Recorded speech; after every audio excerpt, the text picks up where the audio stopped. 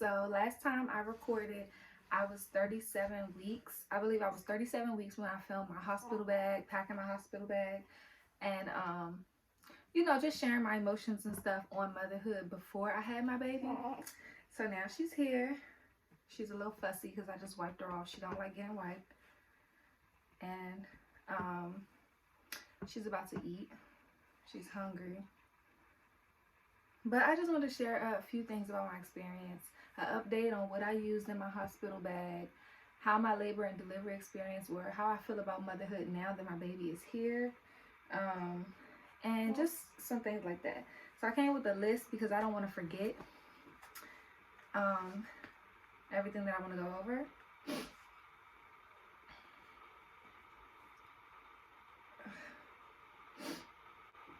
Okay, so the week leading up to her birth, basically, my OB thought that I would go into labor when I was like around 37, 38 weeks.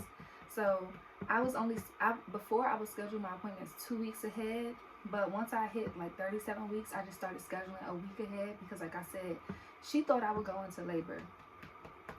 I ended up making it to 40 weeks. Baby still's not here, so they had to schedule me for an induction at my 41-week mark, which would have been November 27th. My baby ended up coming November 26th. I went into labor on the 26th. It was so crazy because on Tuesday the 24th, I had an appointment, and they just wanted to check my cervix and stuff before my induction and just see how everything was going that week. And so when I went on the 24th, my doctor's office is right by the mall. So, okay, hold on. She's getting fussy. I have to feed her.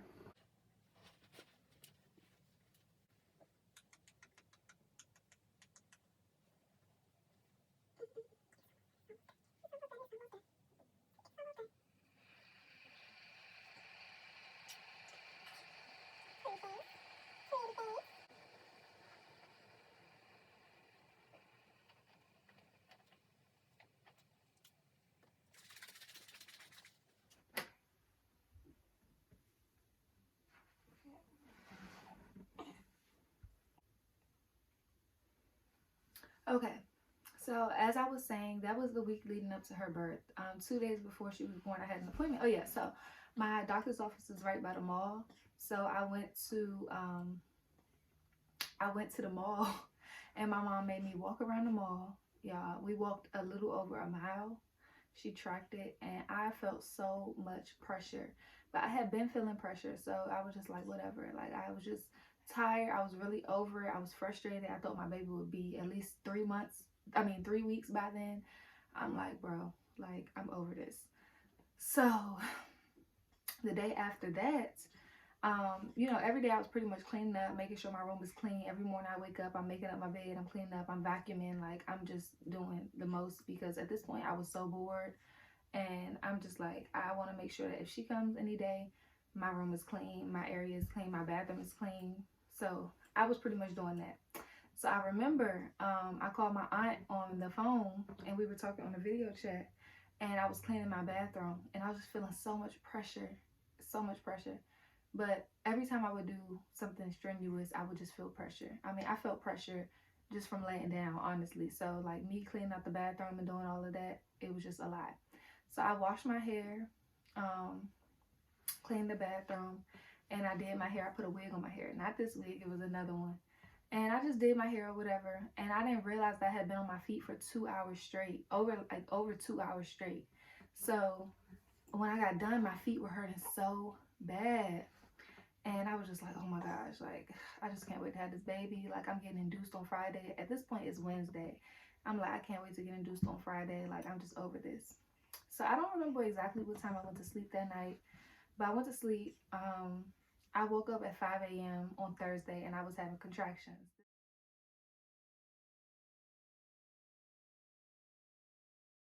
This is Thanksgiving Day. I didn't know that it was contractions. It just felt like I was cramping, like almost like menstrual cramps. And I was just like, this kind of feels weird, but it just kind of felt like it just gave me the urge to poop. So I went to go poop, and I came back and I got in the bed, and it happened again. And I went to go poop again, and I got back in the bed, and it happened again. But this time I stayed in the bed, and I went to sleep, and I wake up. Oh no, hold up.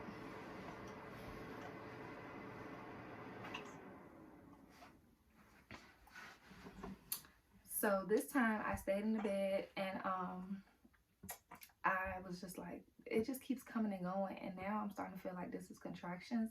And that was the only thing that made me feel like it was contractions, the fact that it would come and then it would go away for a few minutes and it would come back. So I'm like, okay, I don't know, something just don't seem right. So I waited until 6 o'clock, and I called the hospital, and I told them what was going on, and the guy was just like, if you are close to the hospital, then come in, because it sounds like you're having contractions.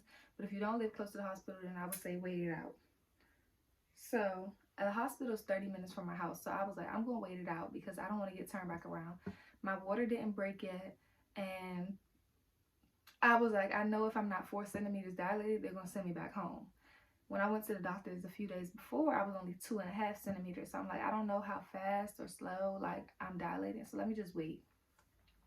Thank God I waited, okay? I waited until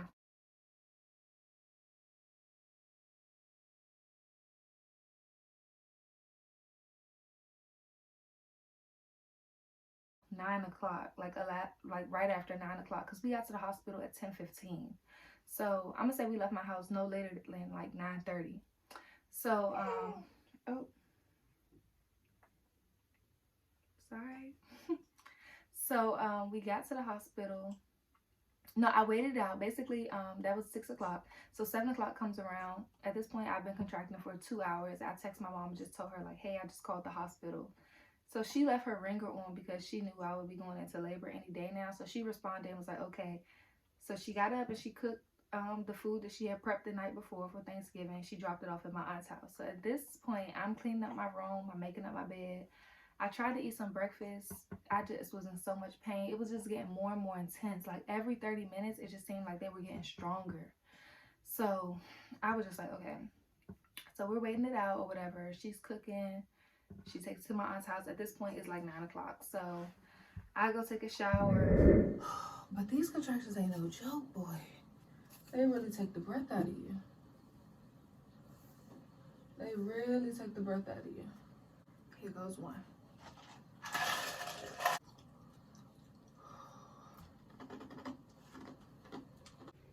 I really hope my baby's coming today because this pain right here, I'm managing very well, but I'm just gonna say I'm making it look easy. It's not though. Savage Fenty. I'm wearing my Savage Fenty because I'm a savage. And by the time I get out the shower and I'm dressed and stuff, she pulls up outside and we go to the hospital. We got to the hospital at 10:15. I was in pain, okay? The ride to the hospital, whew, I just wanted to just hurry up and get there because the contraction just kept making me feel like I had to poop. So I'm in the car literally like, oh my God, God, please don't let me poop on myself. Like, it just felt like so much pressure in my butt. Like, I just felt like I just had to go. And it really wasn't anything but the baby dropping, but it just, contractions will make you feel like you have the urge to poop. So it was just really uncomfortable. Like, just imagine feeling like you have some poop sitting right there and you can't let it out because you're in the car. That's how it felt for 30 minutes. It was just so uncomfortable. So we finally get to the hospital, and this old grouchy nurse, she checks my cervix and she was like, you're only 3 centimeters, so I want you to walk around the halls and drink a bunch of water, ice water. So I was like, okay. Huh? Anywho, so me and my mom, we walked the halls, and she was just being extremely supportive and helpful. She was telling me to grab onto the back of her shoulders and like crouch down every time a contraction would come. But y'all, I could not do that. Like when I found a lower desk, because her shoulders were too high, I needed to get down lower. When I found a lower desk, it was just like, oh my God, this is so much better. But she was mad. She was like, Carmen, get off of that table. Like, because of coronavirus, she just didn't want me touching nothing. But yeah, I was in so much pain. Like, that had just went, I just wouldn't even think about no virus. Like, Thank God I'm safe, but I was just in too much pain. Think about that. So anyway, um, about 45 minutes go by, and they come to check my. They tell me to come into the room. They check my cervix again. At this point, the contractions are so bad, y'all. I'm feeling nauseous. I'm telling them, like, I feel nauseous. I feel weak. Like something's not right. Like I need to get checked in. Like I need y'all to admit me. Take me to a real room. So she checks my cervix and she's like, "Oh, you're gonna stay good. You're 5 centimeters." I was like, "Thank you, God." So I dilated 2 centimeters in less than an hour just from walking around, whatever. So I was 5 centimeters and I was so happy. So as soon as she got finished checking my cervix, it was a bloody show and I vomited everywhere. Like I was in so much pain. I was so nauseous that I just vomited everywhere. And I was just apologizing to the nurse, like, "Oh my gosh, first of all, the nurse's name is Shara. I'm going to find her information because I just want to call her and thank her or just send her email or something because she was the best. She was there from beginning to end." So she checked my cervix. I vomited everywhere. Her and my mom cleaned up my vomit. And then they took me to a room. They put me on an IV so I can get some fluids and they gave me some nausea medicine. So I felt a little better.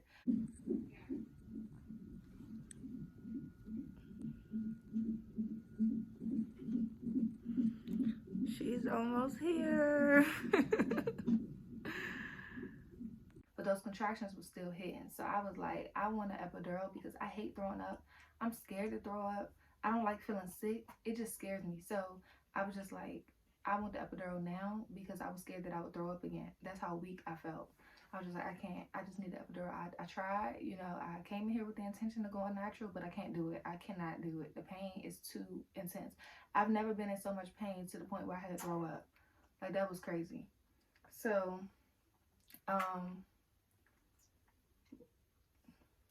anyway, what happened after that? So the anesthesiologist came in. He gave me the epidural, and it only worked for my left side. So my left leg was numb. My left arm was numb. My breasts were numb. So I was a little annoyed because they kept telling me turn on to my side to get the medicine and go to the right, and it wasn't working. First of all, I'm only supposed to be numb from the waist down. Why is my arm numb? Why are my breasts numb? So I was getting a little paranoid.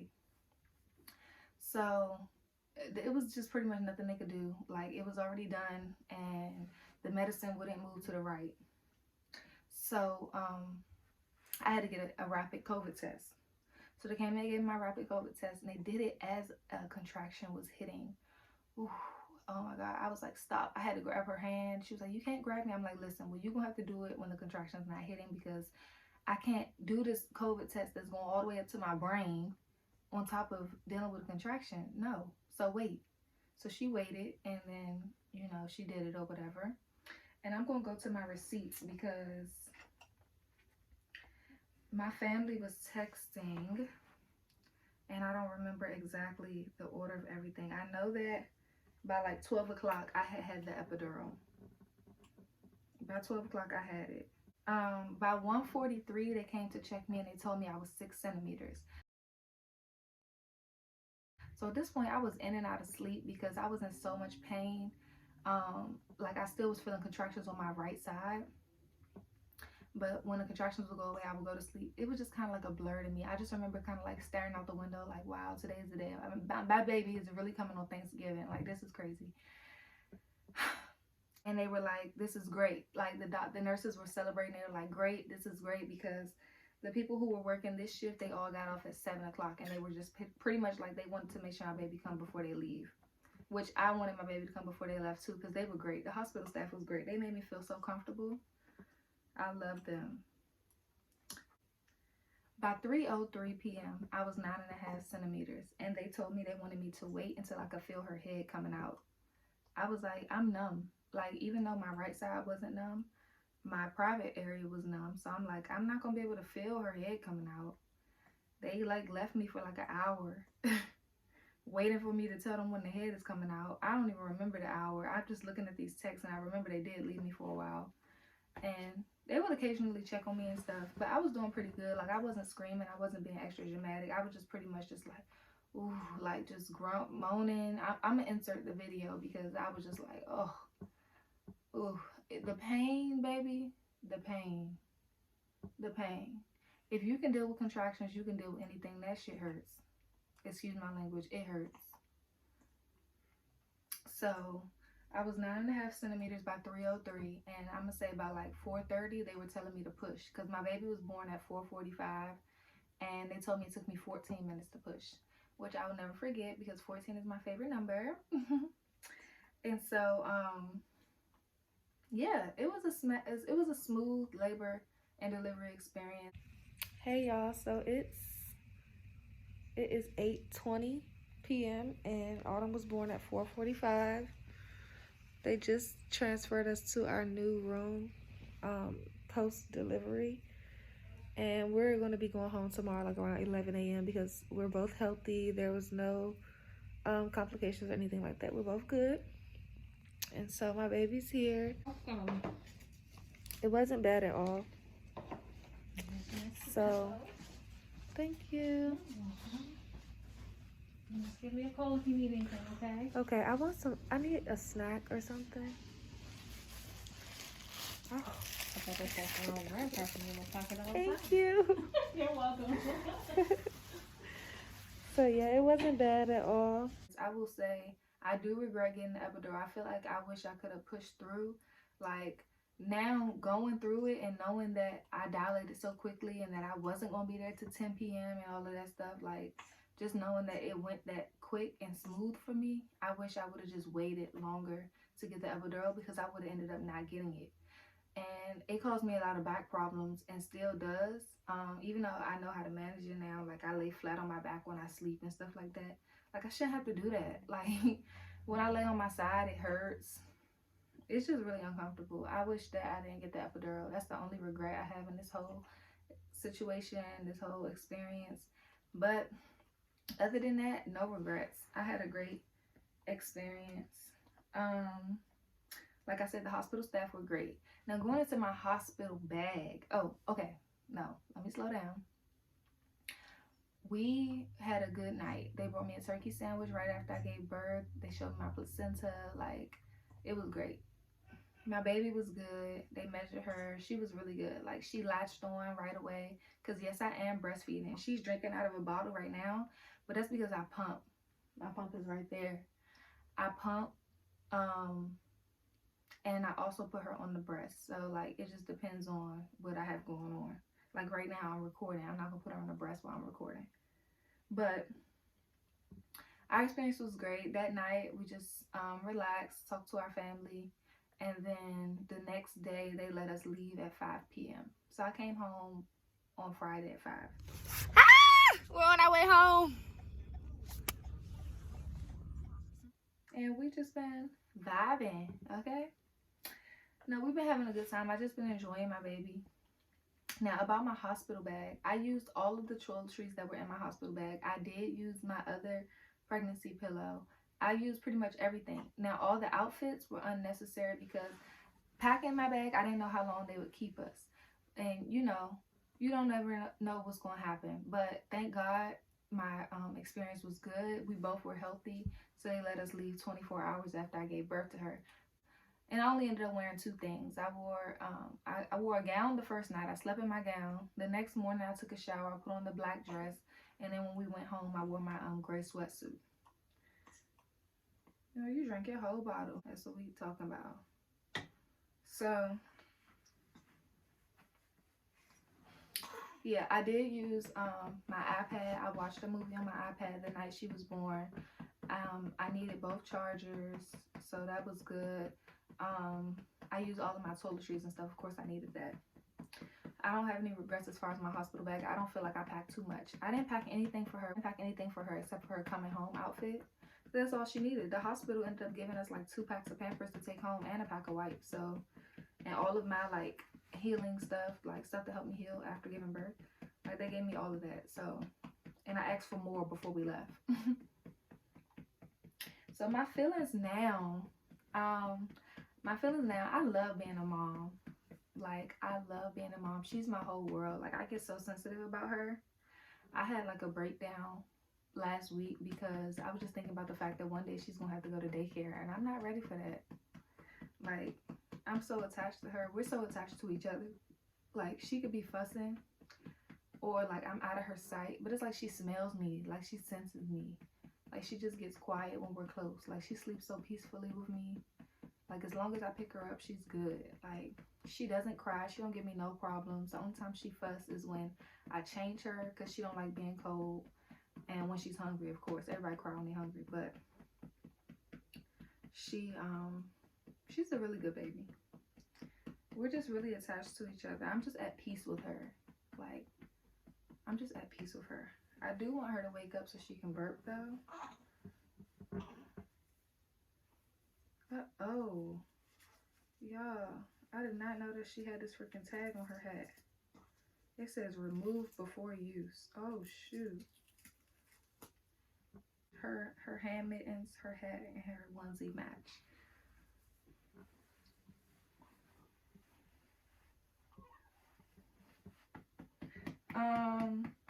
Oh yeah, so sleeping, they want her to sleep like flat on her back or whatever. She does sleep flat on her back.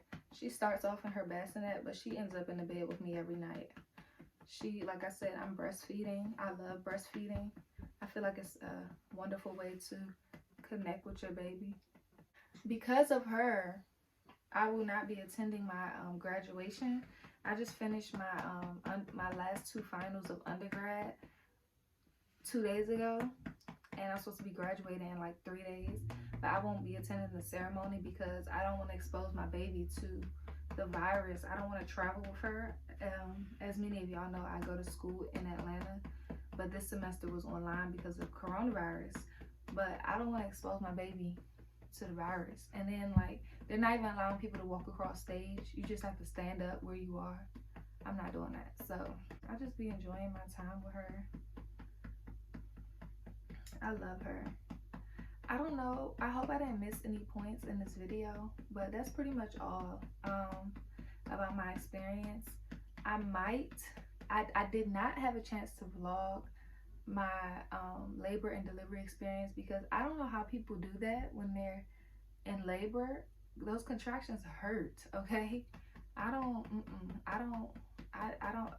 couldn't, okay? I couldn't. Like, I guess I could see, like, if your water broke and you're not having contractions yet, but my water didn't break. I just went straight to contractions. They had to actually break my water.